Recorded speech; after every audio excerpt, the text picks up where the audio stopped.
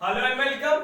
Today we are going to discuss a chapter of class 10 book First Flight which is 100 Races जिसे लिखा है L बस और Easter ने। तो क्लास 10 की जो फर्स्ट फ्लाइट बुक का जो ये चैप्टर है द 100 रेसेस पार्ट 1 जो आज हम डिस्कस करने वाले हैं रिटन बाय एल बस और ईस्टर। अगर इस चैप्टर की कैरेक्टर की बात करें तो first one character is Wanda Pentronsi. Wanda Pentronsi she is a Polish girl जो पोलैंड से आई है और अमेरिका में शिफ्ट हो गई है और एक अमेरिकन स्कूल में उसने एडमिशन करवा लिया है। ये एक सेम ब्लू कलर का फेडेड ड्रेस रोज स्कूल पहन कर आती थी, एक फीके रंग का ब्लू ड्रेस का कपड़ा जो साफ सुथरे तो होते थे लेकिन जैसे कभी उस पे आयरन नहीं किया गया हो, which had never been properly ironed, और सेम पेयर ऑफ शू हर रोज ये पहन कर आती थी। और उसी स्कूल में दूसरी character Peggy, she is a rich and intelligent girl जो काफी अमीर और एक इंटेलिजेंट गर्ल है जिसके बाल कर्ली है और पूरे स्कूल में क्लास में काफी फेमस है, जो उसी स्कूल में पढ़ती थी और सेम क्लास में। मैडी जो कि पेगी की बेस्ट फ्रेंड है but not as rich as Peggy कितना रिच नहीं है बट अच्छी फ्रेंड है, इंटेलिजेंट है और पेगी की बेस्ट फ्रेंड है। मिस मैंशन उस क्लास की क्लास टीचर है। तो चैप्टर इस तरीके से शुरू होता है कि मंडे का दिन था और आज भी वांडा पेंट्रोंसी नहीं आया और किसी ने नोटिस तक नहीं किया। क्यों? क्योंकि रूम नंबर 13 जो क्लास था उस सेकंड लास्ट बेंच पे बैठती थी वांडा।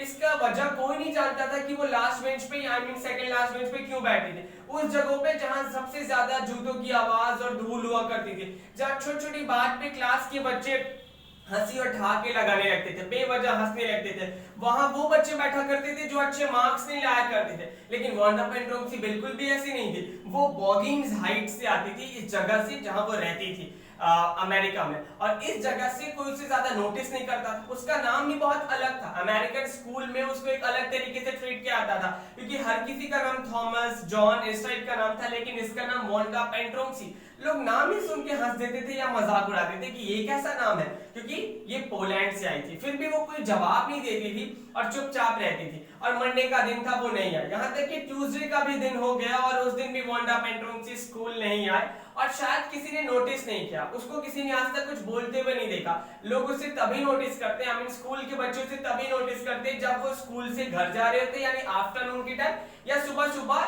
स्कूल आ रहे होते मॉर्निंग के टाइम पे। तो पेगी ने एक गेम इन्वेंट किया था, गेम था ड्रेस गेम।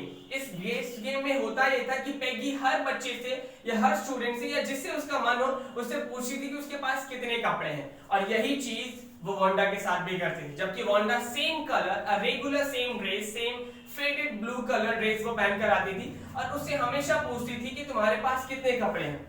तो बदले में जवाब देती थी वांडा पेंट्रोंसी कि मेरे पास 100 ड्रेसेस हैं।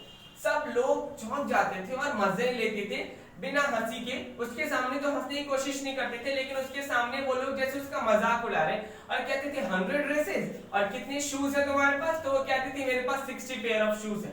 और ये एक सवाल ही है कि जो लड़की हर रोज एक ही कलर का कपड़ा पहन कर आती थी और हर रोज एक ही पेयर ऑफ शू पहन कर आती थी, फिर वो ऐसा क्यों कहती थी कि उसके पास 100 ड्रेसेस है और 60 पेयर ऑफ शूज है। और जैसे वो ये बात बोलकर जाती तो पीछे से सारी लड़कियां जो उससे सवाल कर रही होती थी और पेगी जो उसकी हेड हुआ करती थी वो सब हंसने लगते, उसका मजाक उड़ाने लगते। जबकि इन आवाजों को वांडा सुन सकती थी फिर भी वो कोई जवाब नहीं देती थी, ऐसा वो लोग सोचा करते थे। जबकि अभी वो 2 दिन से स्कूल नहीं आती, वेडनेसडे का भी दिन आ गया, वो स्कूल नहीं आए और ये सारी चीज बताई जा रही कि किस तरीके से इसका मजाक उड़ाया जाता था। यहाँ तक कि हर रोज लंच आवर में या जब स्कूल में प्ले टाइम होता था और लोग खेल रहे होते थे तो पेगी उसके पास जाती और फिर पूछती कि क्या बताया तुमने, कितने कपड़े हैं तुम्हारे पास, तो वो फिर कहती 100 ड्रेसेस। तो फिर और उसका मजाक उड़ाने के लिए कहते तो अलग अलग कलर के होंगे, तो वो कहती yes, jungle green, Christmas green, light blue, velvet, अलग अलग कलर के कपड़े। वो सारे कपड़ों के बारे में डिस्क्राइब करती और इस तरीके से जैसे हकीकत में वो कपड़े शायद हैं उसके पास। और 60 pair of shoe all in a closet, सब एक अलमारी के अंदर है उसके पास। इस तरह की चीज को बोलने की कोशिश करती और जैसे वो जाती सब लड़कियां और छोटी छोटी लड़कियां जो आसपास रहती थी वो भी हंसने लगती और उसका मजाक उड़ाने लगती।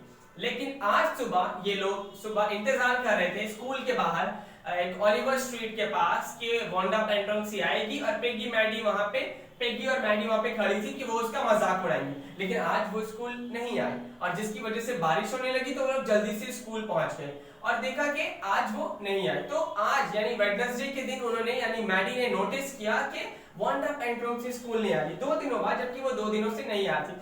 और मैडी को बुरा लगता था, मैडी जबकि उतनी बुरी नहीं थी, मैडी को बुरा लगता था कि उसका मजाक ना उड़ाया जाए। वो मैथ के प्रॉब्लम सोल्व करते करते वो सोच रही थी और सोच रही थी कि आखिर पैगी उसका मजाक क्यों उड़ाती है, जबकि पैगी तो छोटे बच्चियों को या छोटे स्टूडेंट यानी जूनियर को वो बुली होने से बचाती, उनकी रैगिंग होने से बचाती। किसी जानवर के साथ जब कुछ गलत हो जाता था तो सारा दिन वो परेशान रहती थी पैगी। तो पैगी आखिर ऐसा क्यों करती? उसने सोचा कि मैं एक नोट लिखूं, एक लेटर लिखूं जिसमें पैगी से रिक्वेस्ट करूं कि वो ना करे। फिर उसने सोचा कि नहीं, अगर मैं ऐसा करूंगी तो उसे खुद पे डर लगने लगा कि फिर अगली टारगेट मैं बन जाऊंगी और सब मेरे से मजाक उड़ाने लगेंगे और फिर मुझसे पूछा जाएगा कि तुम्हारे पास कितने कपड़े हैं। जबकि ये बात सच थी कि मैडी पैगी के ही डिस्कार्डेड क्लॉथ, पैगी के ही उतारे हुए कपड़े वो पहनती थी और उसकी मम्मी उसको दे दिया करती थी, यानी सेकंड हैंड क्लॉथ पैगी का मैडी पहनती थी। और जिस वजह से उसकी मम्मी उस पर कुछ एम्ब्रॉयडरी कर देती थी, कुछ अलग से ट्रिम कर देती थी कपड़े को, कभी शॉर्ट कभी लॉन्ग, या कुछ डिजाइन अलग से उस पर कर देती थी ताकि क्लास के बच्चों को पता ना चले कि ये पैगी के कपड़े थे। लेकिन जब पैगी मैडी से पूछेगी और जो कि पैगी को पता है तो उसका मजाक उड़ जाएगा। इस वजह से वो हिम्मत नहीं कर पाती, इस वजह से वो डरती थी कि मैं पैगी को रोकूं होंडा का मजाक उड़ाने से। फिर उसने सोचा कि शायद वो सही ही कर रही होगी, वो इतनी फेमस है, इंटेलिजेंट है, अच्छी लड़की है, एक अच्छी स्टूडेंट है, तो वो सही ही कर रही होगी। और इस वजह से उसने उसको कभी रोकने की कोशिश नहीं की, कभी समझाने की कोशिश नहीं की और सोचा कि शायद पैगी ही चाहे तो इस चीज को रोक सकती है।